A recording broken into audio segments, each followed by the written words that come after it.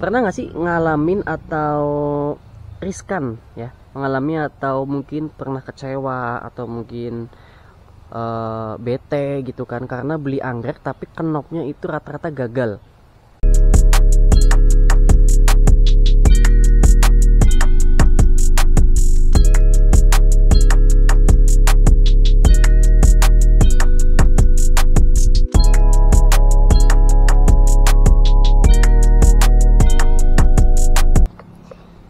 Halo, assalamualaikum warahmatullahi wabarakatuh. Kembali lagi di channel Kebun Anggrek Sekar Gumilang. Setelah untuk memberikan apa ya buat subscriber kita, terima kasih yang sudah subscribe. Yang belum jangan lupa subscribe ya. Ini ada beberapa tips yang menurut pengalaman saya pribadi untuk menangani anggrek bulan ya.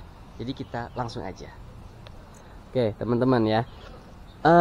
Mungkin untuk para pecinta tanaman anggrek bulan terutama ya, kita boleh sharing-sharing juga nanti di komentar ya bunda-bunda sekalian.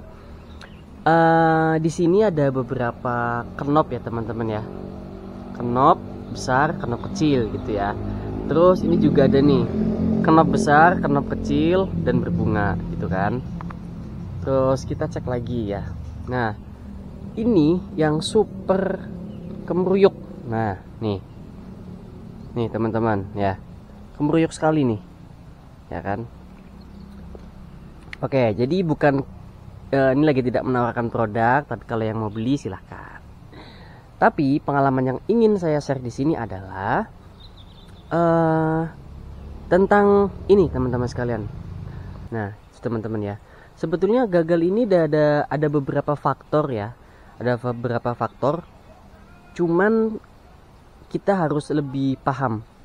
Sebagai konsumen juga kita harus lebih paham tentang kondisi atau agroklimat dari tanaman anggrek bulan.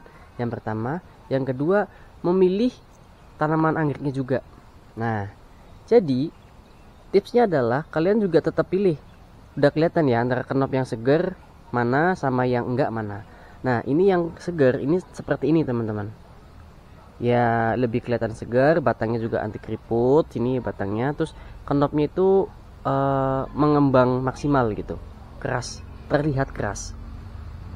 Nah ketika beli dengan kondisi seperti ini, terus di tempat kalian nanti dibawa di tempat rumah kalian masing-masing gitu ya teman-teman ya, itu kadang ada yang gagal 1, 2 gitu kan, terutama yang kecil-kecil banget nih, ini biasanya rawan gagal. Itu kenapa sih? Nah, jadi itu bisa disebabkan karena perubahan cuaca atau perubahan hawa atau suhu. Nah, itu yang paling penting teman-teman ya. Jadi kalau di tempat kita kan ini memang agak sejuk, terus anginnya juga dapat kan, karena kita juga pakai insect net. Terus juga ada sirkulasi udara dari belakang gitu kan. Untuk sirkulasi udara aman, dan kemudian untuk paranet ini juga lebih aman lagi karena dia tidak kuat panas. Jadi kemungkinan 80% sampai 90% kenop ini nanti akan berhasil teman-teman. Tapi akan menjadi kecewa ketika konsumen kita beli dan sampai di rumahnya kadang tidak mekar. Bahkan yang masih kecil seperti ini itu udah langsung kuning ataupun kisut atau keriput. Nah, tanda-tandanya kisut dan kuning itu merupakan akibat dari perpindahan suhu tempat yang berbeda antara di kebun kami dan di tempat teman-teman sekalian gitu kan. Untuk antisipasinya itu sangat-sangat tidak bisa pasti gitu. Jadi langkah baiknya nanti di tempat-tempat teman sekalian ditempatkan yang memang sekiranya udara atau sirkulasi udaranya cukup, ada angin pasti ya, terus tidak boleh terkena sinar matahari langsung, dan juga hawa atau suhunya itu dia cari yang sejuk teman-teman, jangan yang terlalu panas. Walaupun ada angin tapi panas itu juga akan mempengaruhi dari si kenopnya teman-teman ya. Terus kemudian mau dikasih suplai B1 baik dikocor ataupun disemprotkan ke dalam daun, ke balik daun, itu sebetulnya agak berpengaruh tapi tidak signifikan teman-teman ya. Jadi yang paling tepat adalah penempatan dari si tanamannya sendiri. Kalau bisa memang dapat angin, terus kemudian tidak terkena suhu yang terlalu panas dan hawa suhu yang terlalu panas. Itu insya Allah nanti akan bertumbuh dan kembang maksimal teman-teman. Itu tips dari kami ya. Mohon dikoreksi kalau teman-teman punya tips lain atau mungkin penerangan saya salah, boleh dibantu di kolom komentar teman-teman. Kita di sini berdiskusi karena saya juga tidak terlalu expert juga, bukan menggurui juga, tapi kita mari berdiskusi. Nah, kalau yang sudah seperti ini paling 3 hari ya udah mulai mekar. Ini kurang lebih 1 minggu nih. Nah, yang riskan kan seperti ini nih, yang di sebelah sini ya.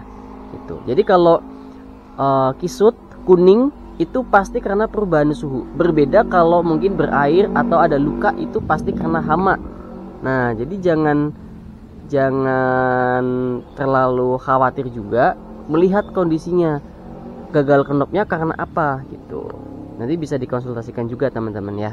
Walaupun ya kita tidak bisa, kita memberikan arahan seperti ini, tapi tidak bisa memastikan bahwa kenop ini selamat. Tapi kita kasih tips untuk menyelamatkan kenopnya di tempat kalian nantinya. Gitu teman-teman ya. Nah, ini juga sama nih. Yang kenop-kenop besar seperti ini pasti akan berhasil. Tapi yang riskan adalah kenop-kenop yang kecil seperti ini. Gimana teman-teman? Menurut kalian apakah sudah ada yang pernah mencobanya dan punya tips lain? Boleh ya dibantu di kolom komentar. Mungkin buat teman-teman yang belum ke Anggrek Sekar Gumilang, silahkan, karena kita ada beberapa redian baru nih ya. Ini di tanggal 6 nanti kita sudah masih ada stok-stok yang ini teman-teman ya. Nah, ini yang premiuman juga kita masih ready teman-teman. Silahkan di order. Yang mau buat hampers juga masih cakep ya, masih kenopnya juga aman. Variannya ada beberapa juga. Pokoknya ditunggu. Yang mau kirim online-online juga bisa. Mungkin itu aja tips yang bisa kita bagikan teman-teman. Semoga ini bermanfaat. Silahkan di-share video ini buat teman-teman yang mungkin lagi butuh, atau temennya mungkin lagi butuh info atau informasi, atau mungkin yang pengen ke kebun anggrek Sekar Gumilang. Kami silakan, kami tunggu di kebun. Gratis konsultasi, kalau borong baru bayar. Oke, mungkin itu teman-teman. Kita juga masih ada ready beberapa dendrobium ya, yang remaja. Ini juga dewasa, keritingan semuanya. Siap di order pokoknya. Oke teman-teman, mungkin itu aja tips dari aku. Semoga ilmu ini bermanfaat dan informasi ini bermanfaat. Jangan lupa subscribe dan like, komen. Jangan lupa like, komen, dan subscribe. Jangan lupa like, komen, dan subscribe Kebun Anggrek Sekar Gumilang. Kami tunggu di Kebun Anggrek Sekar Gumilang. Salam Anggrek Indonesia.